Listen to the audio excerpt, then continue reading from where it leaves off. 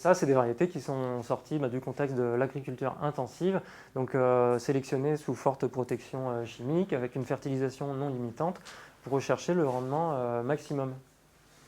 Donc voilà, en bas, les différents aspects qu'on peut obtenir, donc avec des populations hétérogènes, localement adaptées, et surtout en fait qu'on va chercher à avoir évolutives pour qu'elles suivent un peu le climat, les aléas des années, et éventuellement les changements de pratiques. Donc voilà, tout ça, ça a forcément rétréci en fait le spectre de la diversité cultivée, donc à l'intérieur des variétés. Donc on a des clones dans le champ. Entre les variétés, c'est-à-dire qu'entre toutes les variétés qu'on va retrouver au catalogue, au final on n'a pas tant de différences génétiques les unes par rapport aux autres, parce qu'on a choisi quelques parents qui étaient plutôt performants pour obtenir les variétés filles, donc qui nouvellement inscrites au catalogue.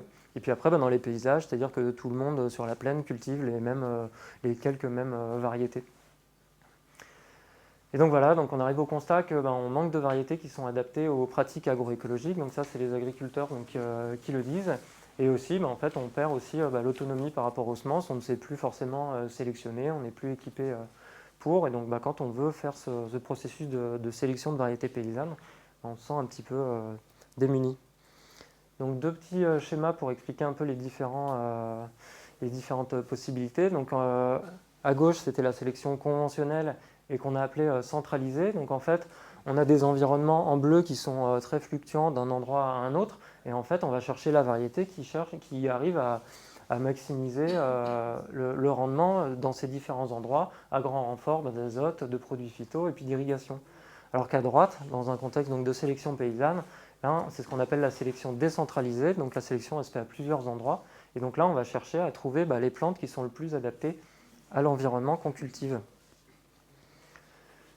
Et donc, il y a des petits camemberts qui expliquent où se fait cette sélection. Donc à gauche, sélection conventionnelle, elle se fait principalement en station de recherche, donc dans un environnement qui ne sera pas celui dans lequel la variété sera cultivée. Donc en bleu, c'est ce qui se passe en station de recherche.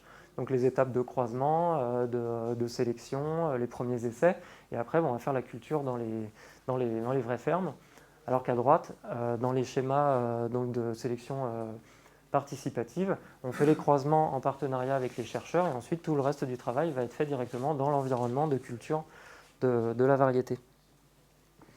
Donc je leur dis, on a besoin de sélectionner des variétés qui soient adaptées à la diversité des systèmes en agroécologie. Donc là, je cite l'agroforesterie, les semis sous couvert, les associations de culture, les sols vivants, le pâturage des cultures. Je vous montrerai un exemple tout à l'heure, qui soit localement adapté au sol, au climat, et puis qui puisse évoluer en fonction des pratiques et éventuellement du changement climatique. Mais ces variétés, il faut qu'elles conviennent à l'agriculteur, mais aussi il faut que l'aval en veuille bien, donc la filière. Donc il faut aussi prendre en compte les critères des transformateurs, des meuniers, et puis aussi des consommateurs. Il faut que le goût corresponde aussi aux attentes. Et donc tout ce travail-là, on va pouvoir le faire en fait en mobilisant une diversité génétique qu'on n'a heureusement pas perdue, notamment grâce au travail du réseau Semences Paysannes. Donc nous, à l'association, ça fait depuis 2017 qu'on a rejoint à la fois le réseau et le groupe de sélection participative au sein de ce réseau pour commencer à travailler la question. Donc dans notre démarche, on a d'abord mobilisé en fait la diversité génétique avec le réseau Semences Paysannes. Donc on est allé chercher des semences dans différents coins de France, avec une association d'agriculteurs du Nord-Pas-de-Calais qui nous a donné quelques semences qu'ils cultivaient chez eux. En Ile-de-France, on a la bergerie de Villarceau, qui est une ferme dans le Vexin, où le paysan, lui, il cultive presque 200 micro-parcelles chaque année, donc il nous a partagé des semences. On est allé en chercher dans un GAB aussi dans le sud-ouest. Et au centre, à l'INRA, au CRB, donc c'est le centre des ressources biologiques, donc c'est un conservatoire de graines en mode frigo en fait. Donc les graines sont stockées de manière statique. Et donc là, on peut en demander des échantillons. Donc on a reçu des échantillons de 10, 20, 50 grains qu'on a remis en culture pour les multiplier. Donc la deuxième année, on a pu faire appel à d'autres partenaires et étendre un peu les variétés cultivées. Donc on était d'abord sur des blés tendres d'hiver, un petit peu d'épeautre, et là on a pu chercher aussi des blés de printemps, des poulards, qui sont une sorte, un cousin des blés durs, donc, mais aussi des sarrasins, maïs population, et aussi des orges, puisqu'en fait les projets des agriculteurs se diversifiaient aussi. Donc là en fait on a presque 70 variétés qui sont en culture. Dont la plupart ici, on ira aller voir tout à l'heure au champ. Donc là, il y a quelques mosaïques de photos qui montrent un peu les différences morphologiques qui sont que la côté immergé de l'iceberg, puisque quand on a des différences morphologiques, on sait qu'on aura aussi des différences de lutte, enfin de compétition par rapport aux mauvaises herbes, de capacité de captage de l'azote différent, utilisation de l'azote différent, résistance aux maladies, etc. Donc voilà une autre diapo de photos. Donc là, par exemple, ça c'est une des variétés qu'on cultive ici. Donc en haut à droite, on a la date d'antériorité. Donc là, c'est une variété qui a plus de 300 ans, sur lesquelles les différents groupes du réseau Semences Paysannes ont pu essayer de caractériser les variétés. Donc toute cette diversité, une fois qu'on l'avait, on va dire, récupérée, il fallait la cultiver et l'observer. Donc on a fait des plateformes, les agriculteurs ont fait des plateformes chez eux pour cultiver ces différentes variétés et donc les comparer, les observer, refaire un référentiel de comparaison, refaire donc ses propres critères d'évaluation par rapport à ces objectifs. Et donc en plus, on a fait une plateforme ici au sein du parc des Lilas pour essayer de conserver le maximum de variétés. Et donc l'idée de travailler en réseau, c'est que si jamais il y a une plateforme chez un agriculteur qui capote, qui ne peut pas être semée ou récoltée, au moins on aura les autres qui permettront de réalimenter les autres plateformes. Et donc les objectifs de ces paysans, c'est les adaptations au terroir, aux pratiques, la résilience par rapport au climat, mais surtout une recherche de rusticité. Et l'envie de redonner des typicités aux productions, donc que ce soit la farine ou le pain.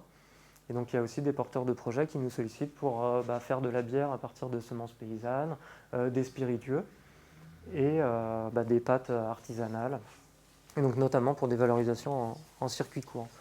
Donc là, quelques photos du travail qu'on a mené dans le réseau et avec les jardiniers du parc, mais on ne voit pas très bien. Là, on est en train de semer la collection. Donc là, une collection qui a bien levé et à droite presque à maturité. Un chantier de récolte, donc ça demande beaucoup de temps. Voilà, et donc ensuite, une fois qu'on a tout récolté, il faut pouvoir trouver le matériel pour récupérer les grains, donc battre, nettoyer le grain pour pouvoir le réutiliser l'année d'après. Donc sur le réseau, on a commencé à faire des petites évaluations des différentes variétés selon différents critères. Là, j'ai mis un critère, enfin le critère est même pas important ici, mais pour montrer qu'en fait, selon les endroits, les variétés ne se comportent pas forcément de la même façon. Et ça, on va devoir le valider sur plusieurs années. Comme dit Tony, là, il faut au moins attendre 3 ans pour qu'une variété elle commence à être adaptée à un endroit, surtout quand elle sort du frigo. Et donc c'est après 3 ans qu'on peut commencer aussi à voir comment ça réagit aux différents endroits. Et puis ensuite, il faudra les mettre dans un contexte de pratique réelle, puisque là, on est quasiment sur du jardinage. Donc après, il faudra voir aussi comment ça se comporte dans un semoir, sur des plus grandes parcelles, etc. Donc voilà, tout ça, ça nous amène aux questions de sur quels critères on va évaluer ces variétés et comment ça va se transposer une fois qu'on va aller chercher les cultiver en plein champ. Et puis autour de tout ça, comment est-ce qu'on organise toute cette filière, donc comment on organise la sélection avec les différents agriculteurs, comment on gère les semences d'une ferme à une autre, les partages de résultats, de savoirs et de semences. Ensuite, sur la base de ces variétés qu'on a récupérées dans les frigos, c'est peut-être pas ça qui est forcément le plus important. L'important, ça peut être aussi de faire des croisements et d'obtenir de nouvelles variétés. Donc comment pouvoir faire ça en partenariat aussi avec la recherche et surtout comment financer ce travail. Donc je parle pas que pour mon poste, mais surtout les agriculteurs qui y passent beaucoup de temps, comment aussi eux, ils peuvent vivre de ce travail-là. Donc les différents groupes de Réseau Semences Paysannes réfléchissent à cette question-là, et du coup, ça sera peut-être l'occasion d'en parler aussi tout à l'heure. Donc là, par exemple, juste un exemple de pratique sur laquelle on travaille dans la région, qui est le pâturage hivernal de céréales. Donc on sème le céréale en hiver, et ensuite, quand le blé a poussé, on va faire passer les moutons dedans. Donc pour différents buts, on va chercher à ce que le stress du pâturage, ça fasse taler le blé, donc ça le rende plus couvrant, que ça émette plus d'épis. Éventuellement, ça gère quelques espèces donc de mauvaises herbes ou de plantes bioindicatrices aussi, comme dirait Tony. Que ça apporte un petit coup de fertilisation à travers les restitutions par l'urine qui permettent à la plante de repartir un peu plus vite. Le fait de défolier le blé aussi, ça peut enlever une charge de maladie qu'on ne retrouvera pas du coup plus tard au printemps. Et on sait aussi que quand on consomme les feuilles, en fait, la plante en stress, elle va réagir, elle va aller aussi un petit peu moins haut. Et donc la hauteur, c'est ce qui peut aussi causer la verse des céréales, donc sous l'effet d'une grêle ou de beaucoup de vent. Donc les plants tombent et deviennent très difficiles à récolter. Donc ça, c'est des essais. Donc dans cet essai-là, on n'avait pas de différence de perte de rendement. Et sur un essai qu'on est en train de faire cette année-là, on a vu déjà, avant la récolte, on a vu un effet net sur les maladies de feuilles. Donc voilà, puis les étapes à venir, ça va être organiser la filière pour justement toucher les consommateurs, que tout le travail en amont par les agriculteurs et les transformateurs ne servent pas à rien. Donc voilà, va falloir valider les qualités qui sont en dehors du champ, puisque les performances agronomiques, ça va dans un premier temps, et après, il faut vérifier que ça aille bien donc, en transformation. Donc pour assurer le débouché aux agriculteurs et rémunérer le travail.